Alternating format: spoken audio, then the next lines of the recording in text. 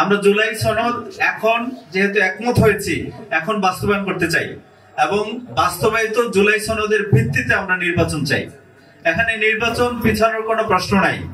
নির্বাচন যথাসময়ে হবে, ফেব্রুয়ারিতেই হওয়া উচিত। আমরা কেন ওই ঝুলন্ত জায়গায় যাব, এটা হলো আমাদের প্রশ্ন। যেহেতু আমরা একমত হয়েছি, এটা এখনই বাস্তবায়ন করা দরকার এবং সেটা স্থায়িত্ব দেওয়ার জন্য অবশ্যই হয় গণপরিষদে নির্বাচন করে, গণপরিষদ গঠন করে সেখানে পাশ করতে হবে, অথবা একটা গণভোটের আয়োজন করে সেখানে পাশ করতে হবে। এই গণভোট কিভাবে হবে সেটার প্রক্রিয়া নিয়ে এখন আলোচনা হচ্ছে। যেহেতু আলোচনা এখনো শেষ হয় নাই, আমরা রাজনৈতিক দল হিসেবে এখনো কোনো কর্মসূচিতে যাইনি।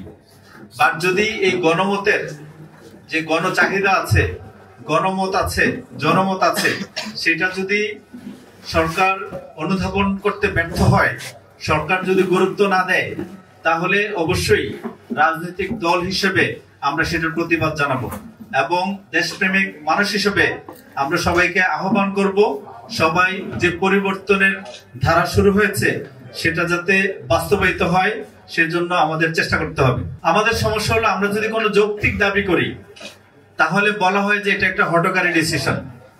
আমরা যদি সরকারকে বলি এটা এখন বাস্তবায়ন করা দরকার, জুলাই সনদ বাস্তবায়ন করা দরকার, কেউ কেউ বলে ওঠে যে আমরা নির্বাচন পেছাতে চাই।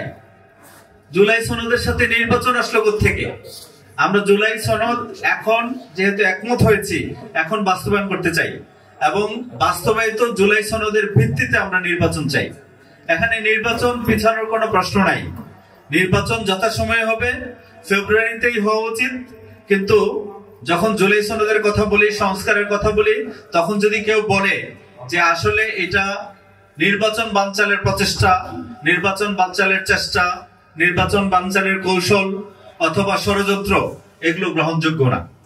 আপনারা দেখবেন যে কিছু ব্যক্তি এবং শ্রেণী আছে যারা সব সময় একটা ভালো জিনিসকে নষ্ট করতে চায়, যারা গদিতে বসলেই এমন দাগ তৈরি করে যে দাগ আর উঠানো যায় না। এটা মার্কারের মতো, যেটা পার্মানেন্ট মার্কার দেখেছেন না, পার্মানেন্ট মার্কার যখন দাগ দেয় সেই দাগ আর উঠানো যায় না। আমাদের কিছু ব্যক্তি এবং শ্রেণী আছে যারা ক্ষমতায় গেলে বাংলাদেশের রাজনীতির উপরে, বাংলাদেশের স্ট্রাকচারের উপরে এমন দাগ বসিয়ে দেয় যে দাগ আর কখনো উঠানো যায় না, যে দাগ আর মোছা যায় না।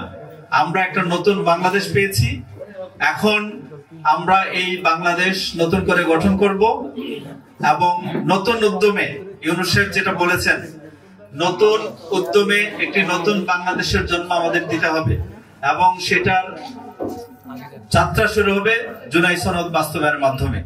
আমরা আপনাদের সাথে নিয়ে জুলাই সনদ বাস্তবায়নের জন্য সর্বাত্মক আন্দোলন গড়ে তুলব। আশা করি আপনারা ন্যাশনাল কংগ্রেস পার্টি আমাদের এই আন্দোলনের সাথে থাকবেন এবং ঐক্যবদ্ধভাবে আমরা জুলাই সনদ বাস্তবায়ন করতে পারবো ইনশাআল্লাহ। এবং থাকবো যতদিন পর্যন্ত এই বাংলাদেশ থেকে ফ্যাসিবাদ মুক্ত হওয়ার একটি পরিবেশ সৃষ্টি না হবে, আজীবন যেন কোনো ফ্যাসিবাদের জন্ম এই বাংলার মাটিতে না হয়, সেই প্রচেষ্টায় আজীবন আমরা ফ্যাসিবাদ বিরোধী আন্দোলনের সাথে আছি। আমরা জুলাই বিপ্লবের শক্তি, আমরা জুলাই বিপ্লবের সমর্থনে, জুলাই বিপ্লবের যে ধারা, যে কারণ, যে লক্ষ্য এবং উদ্দেশ্য, তা বাস্তবায়নের জন্য জীবনের শেষ বিন্দু রক্ত দিয়েও ন্যাশনাল কংগ্রেস বাংলাদেশ আপনাদের সাথে আছে।